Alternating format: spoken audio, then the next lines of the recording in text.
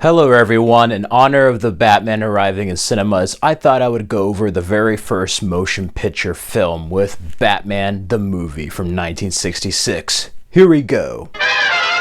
So Batman the movie, of course, is based in the Dozierverse with Adam West and Burt as Batman and Robin. This isn't the first time we've had a Batman in live action. We had the early serials back in the day from Columbia Pictures. But this was the closest we got to a Batman movie ever shown onto the screen. And despite the campy nature of the TV show, it was quite accurate to the time period of the comics. Originally, the movie was supposed to be made first with a series following it. But, ABC needed some new shows and they rushed Batman into production, which is why the movie ended up coming out after season 1 and before season 2. Batman was a big hit. 3 Bs that defined the 60s: Bond, Beatles, and Batman. And what can I say? If you love the series, you're going to definitely love the movie. It's more of the same. You do have the return of Cesar Romero as the Joker, Frank Gorshin as the Riddler, and Burgess Meredith as Penguin. For any later fans, you may recognize Burgess Meredith as Mickey from the Rocky films. Julie Newmar was supposed to reprise the role of Catwoman, but she was filming something else, so they ended up getting actress Lee Meriwether. She does a fantastic job as Catwoman, aka Kitka. The Catwoman in this always had different aliases. Whether it be Eartha Kitt, Lee Meriwether, or Julie Newmar, every one of these actresses was and is the Catwoman in this show. It's pretty much the same formula, but on a bigger budget. Right from the start, we get to see the Batcopter, we get to see the Batbike, as well as the Batboat. The Batboat is actually made by Glastron Boat Company, and they were based in Austin, Texas. That's right, if you look at the Texas Archive moving image page, you can find some interviews with the cast and crew of this movie. I find that kind of cool being a Texan. And originally this movie was going to premiere at Paramount Theaters because, the people who made the boat had that in an agreement like, hey, we make this boat for you, but have the movie premiere in our home city.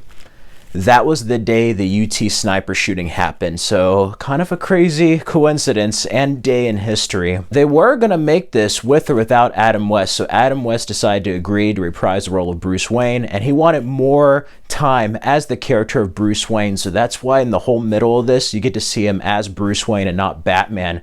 But even then, he still acts like Batman. I love the story to this. It's pretty much your run-of-the-mill episode, but instead of having like a 30-minute episode and a cliffhanger and then another 30 minutes making a full hour, this is about an hour and a half. So it's a pretty long movie considering, and it was quite a big event for the time. It's your basic run-of-the-mill Batman and Robin story. They fight crime, they stop this attack from Penguin, and then they realize that their greatest foes have decided to team up. That's right, Joker, Penguin, Riddler, and Catwoman are all teaming up to not only go after Batman, but to basically go after the United Worlds. And yeah, there's this whole disintegration, dehydration machine. There's all these different traps employees to kill Batman and Robin. Shark repellent, you have that famous shark scene. And then there's just some days where you cannot get rid of a bomb. Yeah, for some reason, it makes me want to see Dark Knight Rises all of a sudden. This also features many Dutch angles and the pow, bam, and different word titles that you see in the TV show. It feels like a comic book come to life, and this Batman was made in a completely different time. This isn't your Dark Knight, this is your deputized caped crusader. And it was a much more innocent time, but it also provided escapism at a time when things were starting to change. Counterculture movements, civil rights, the world was beginning to change a bit. And you could definitely tell that when it got to Batman Season 3. But overall, this is just an extension of Season 1, and I think it worked out better that the film was after because it could capitalize on the success of the TV show. And originally, the Batboat, the Batbike, and Batcopter were going to be used in the TV show, but we didn't get to see them that much, which is unfortunate because this film allowed a bigger budget. And you could tell, the TV show was quite advanced for its time, and every one of the vehicles is real-world practical stuff. Like, it wasn't fake. Like, they had to do it for real. This is a movie where you get to see this on a bigger budget. It had supporting characters kind of have a minor role with Alfred and the woman that lives with them at Wayne Manor. But I love the whole relationship with Kitka and Bruce Wayne. Catwoman's trying to lure this millionaire, and she doesn't know that Bruce Wayne's Batman, so he's like falling for her, saying all this poetic stuff. There's a lot of humor and innuendos there with the both of them, and then Robin listening in with Alfred that I just find hilarious. In many ways, if you're a Batman fan, looking at the new stuff and going back, it's not only campy, but it's almost like an Austin Powers version of Batman. What can I say? And there's some funny scenes with the projector, them going up a wall. It's very much self-aware. It is a satire on the character and genre, and it's a parody of Batman. But it's also very true to the comics, and people forget that. Like, the comics at the time were like this show and movie. I love seeing Cesar Romero. He decided not to shave off his mustache, but Frank Gorshin is like my favorite Riddler. I love him. He did not return for season 2. John Ashton played the Riddler, but he did return for season 3 when Batgirl was introduced. Of course, Burgess Meredith is perfect as the Penguin.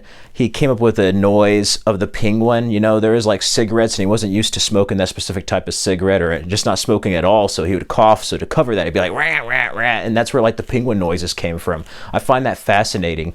You know, these roles are hammy and campy, but these are all brilliant actors that really got to just let loose and have fun with these roles. You could tell that, and that's one thing I have to say about this film and the series, is that it's fun, and I kind of miss that, you know. And as a kid, it felt so serious. I watched this movie as a kid on VHS because the series wasn't out until the Blu-ray, so everybody had access to the Batman movie, and it was always on TV Land or Encore with Stars.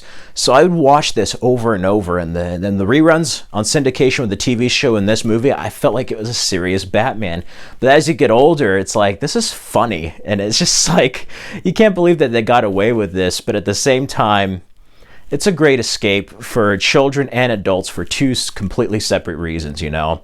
So if I had to give Batman the movie a score, I'd give it a 4 out of 5. It's not a perfect movie, but for the time, it definitely is a product of its time. And if you're a fan of the show, I highly recommend it. And if you've seen this movie but haven't seen the TV series, I highly recommend the TV series. The TV series is fantastic. They get a little crazy with made-up villains in season 2, but like when it gets to this rogues gallery with Catwoman, Penguin, Joker, Batman, it gets kind of cool. And then you have Vincent Price's Egghead. You have different incarnations of Mr. Freeze. They couldn't use Two-Face at the time, so later on in the 2010s, there was 2 follow-ups to this movie with Batman Return of the Caped Crusaders and Batman vs. Two-Face, which was Adam West's last portrayal of the Batman, which is quite unfortunate, but he went out on a high, and I love seeing him opposite William Shatner as Harvey Dent / Two-Face. There was also a brief reunion movie in the early 2000s. What can I say? We live in a very different time now, but this is your basic story. It provides a lot of humor and satire, whether it be the innuendos, Penguin wearing a disguise that's completely fake, Batman and Robin going along with it. This movie was something else, but yeah, I would definitely recommend it. And if you like the Joel Schumacher movies like Batman and Robin, I actually think Adam West is probably more serious than that, but Batman and Robin is almost like a modernization of this movie and this show, so yeah. And Adam West, I love that he really was committed to playing the Batman. Burt Ward and him are terrific. Burt Ward as Robin with his puns, like, holy sardine, Batman, you know? And there's a deep moment at the end with Bruce Wayne and Batman where he figures out that Kit Kat is Catwoman. And it just feels so sad that you just feel for him. Like, he thought he found a connection with someone. So even though he is the bright knight, there's still that turmoil of wearing the cape and cowl, you know? There's still that inner pain. He's more fun than the other ones, but he very much still is Batman that we all know and love. And this is great for all ages. And yeah, what can I say? This is definitely a time capsule for a certain period of time that I don't think we'll ever see again, but I'm glad it exists. And for a while, this was the only Batman movie until Batman 89. You know, William Dozier did this, and it's directed by Leslie H. Martinson. And you're going to have a holy rockin' time, Batman, with this film. Be sure to let me know down in the comments below. Have you seen Batman, the movie from '66, or the TV show? Let me know down below the first time you saw the Adam West Batman and your memories from it. Be sure to subscribe for more videos, and check out these other Batman-related videos for more content. Stay safe and healthy, everyone. I'll see you next time with my thoughts of the Batman.